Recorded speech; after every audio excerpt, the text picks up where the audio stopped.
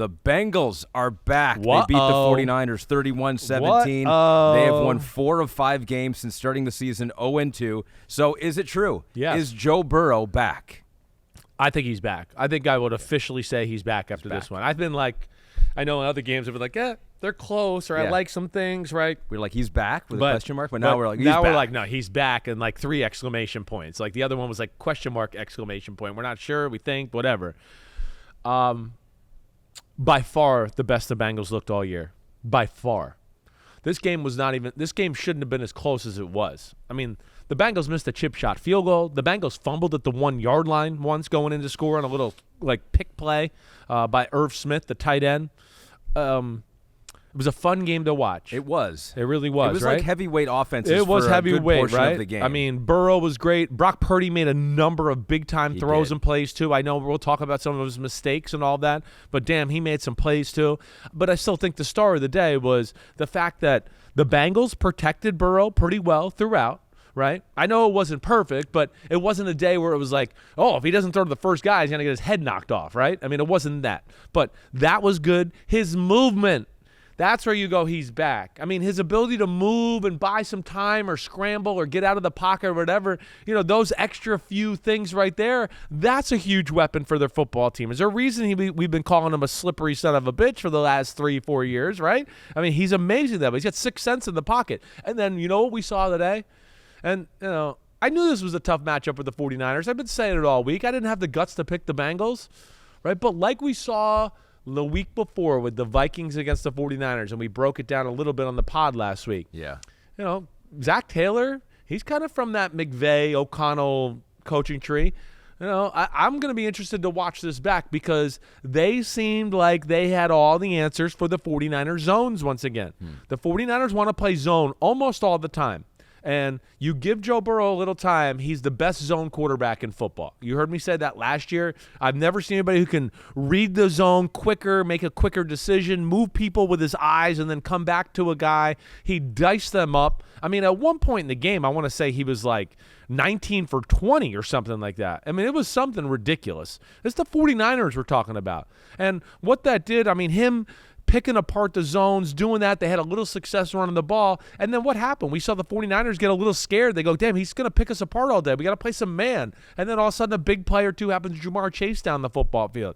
You couple that with the Bengals D that we know is really well coached, game plan specific, creative, all that, right? They forced a few turnovers. Bengals, yes, I think that off the bye week, look like they've turned the corner for the good here, and you're going to start looking like the team we thought they would. So Joe Burrow has 8 touchdowns, 2 interceptions during this 3-game winning streak, had those 3 touchdowns today, and that does take us to Inside the Numbers, powered by AWS. Dramatic pause just to get into it.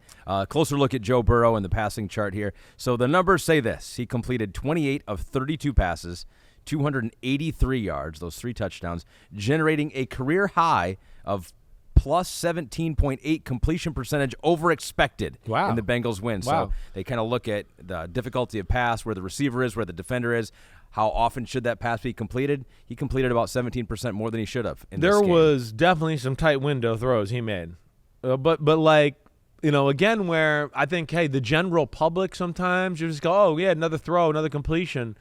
Guys like me and Jason Garrett, when we're watching – those some of the throws he made that I think these stats are talking about. That's where, I'm not saying, I'm the most trained eye in the world, but it's those throws that go, oh my gosh, where, I try to tell people, like some of the throws we see from Mahomes or Josh Allen or Herbert or whatever, it's next level throws. It's not just like, oh, that's another completion over the middle. And yeah, some of the throws he made today, just kind of feeling a receiver going into a second window, and you'd see Fred Warner or somebody dive in, and you're like, oh my gosh, he got it in there. Holy cow. Really, really well done. And, like I said, not only protecting well enough, but then also moving the 49ers off the ball in the run game too. So it wasn't like they could just play pass after play after play after play. He looked really great today. Yes. And it looks like they've gotten a rhythm in the offense. And they're at least short passing game and throwing the ball to Jamar Chase. And slowly but surely, what are we seeing? We're starting to see everybody else start to get involved, and the whole offense is starting to, cycle and really look awesome out there. Yeah, Joe Mixon looked like his old self. Right? 16 carries, hard. 87 yards, over 5 yards per rush. We have something else on Joe Burrow here, too, because it wasn't just, finding the guys at short distance and hitting the windows inside of 10 yards. It was the plus 10-yard air yard throws, plus 10 air yard throws that really were significant for Joe Burrow. You see what he had done in weeks 1 through 4, just completing 28% of those passes, but weeks 5 through 8, he's completing 60% of those passes, 4 touchdowns on such throws. Didn't get to play in the preseason, didn't get to practice at all through training camp, right? Really was limited even early in the regular season with how much he could practice because of this damn calf injury. I think you're seeing Joe finally get into the okay, I'm in the groove of the season just like everybody else. Let alone like we've talked about. When their offense starts to get a feel for how defenses play, they start to, oh wait, they play this. Okay, we got these plays we like in this coverage. Joe gets them in it. They execute the right way. They add a wrinkle or two every week to now here we are 4 weeks later and you go, okay, hey, there's a few wrinkles in the offense now, right? The things that were annoying me a little bit. And yeah, I think Burrow also, what adds to that stat is his movement again too. A few times sliding in the pocket or getting out of the pocket. Now the linebackers get sucked up because they're worried about tackling him. Boom, he throws it behind him. But he was feeling it today. Yeah. And he answered the bell in a big way. Their whole team did. And of course that goes even to the defensive side as well. That was Inside the Numbers, powered by AWS. One final thing. We have a request from Bozeman Baker, a homie out there. Bozeman, hey, welcome to the show. He says this to us. Pete, do we have the tweet? Can we bring up the tweet here? He goes, enough. Between Sunday Night Football, Pro Football Talk on Peacock, Chris Simms is broadcasting for NBC at least 6 days a week during the season. Feels like more than that even. Until Chris can prove his ability to pronounce the Bengals correctly and not as the Bengals, please suspend Chris Simms without pay. Damn, you want to suspend me, Bozeman? Look at this photo. He made this photo himself. It is you, if you are listening. Damn, you want to suspend me? All the love. I'm always talking about the Bengals. Yeah. I love Joe Burrow. I'll be cool with the Bengals girls, though. Don't worry. I'm cool with that. You're not embarrassing me. I'll try to work on it. I grew up saying the damn word. No. It's your thing. Bengals. It's your thing. You've been doing it for so long now. You have to just do it. Bengals. Big play Bengals. All just right. rolls off the tongue. Hey, Jefferson Baker, thanks for tuning in. We do appreciate it. For all 6 days. You want to suspend me without play? Damn. Yeah. You're kind of Roger Goodell-ish right there. I don't know if I like that. Yeah, the fines are coming next. Pete says it sounds like he's having a manic Monday, which I'm assuming is a song by the Bengals, right? Yeah. Is that what that is? Yes, that is. I'm not Mr. Right. Pop Way to get up with things there. Yeah, but hey, other thing we got to hit on in this football game. Yes. You talked about Purdy. Purdy made a lot of big-time throws, right?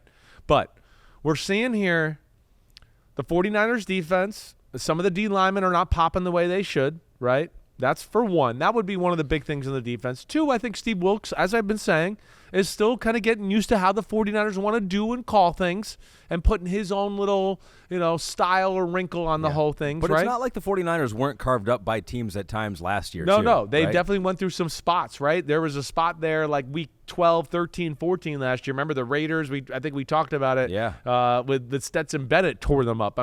They've had some moments like this. They got to tinker a little bit. It is a lot of zone, and when you play that much zone and your pass rush isn't kicking butt, you play a quarterback like Joe Burrow, he's going to tear you up.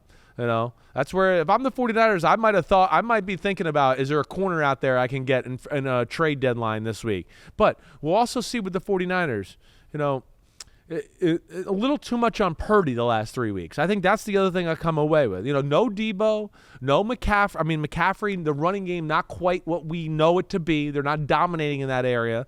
And now it's becoming, Brock Purdy's real good. Don't get me wrong. But he's not, again, the guy that's like, hey, I get on my back, guys. If I got to throw it 30-plus times and 370, I'll make it happen and we'll win the game. He'll make a lot of plays. He'll do a lot of things well. But as you saw, the 2 interceptions were both bad. One was going in to score. On back-to-back throws, too. One was going in to score. One was backed up on the very next drive, right? First and play. Then that became a touchdown. Then that very next play to Jamar Chase.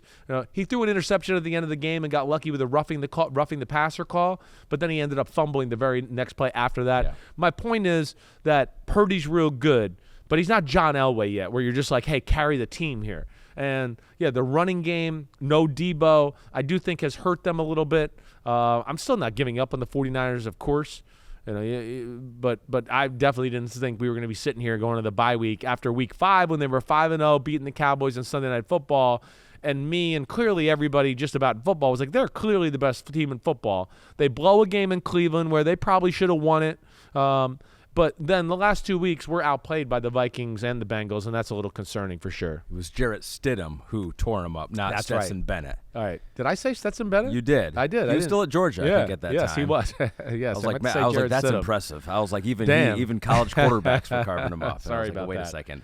So a big win for the Cincinnati Bengals, who are back. The big play Bengals are back. And Yo, what up, homies? Thanks for watching. Remember, subscribe to Chris Simms Unbuttoned. Right now, we got Sunday pod, right? So you can have it Monday morning. We recap all the action. Wednesday, it's the What the Happened podcast. We're going to get deep in the weeds on the key matchups of the week. And then Thursday, I'm picking games with that jerk Floria. So you know where to find us, homies. Keep watching. Peace out. We'll see you.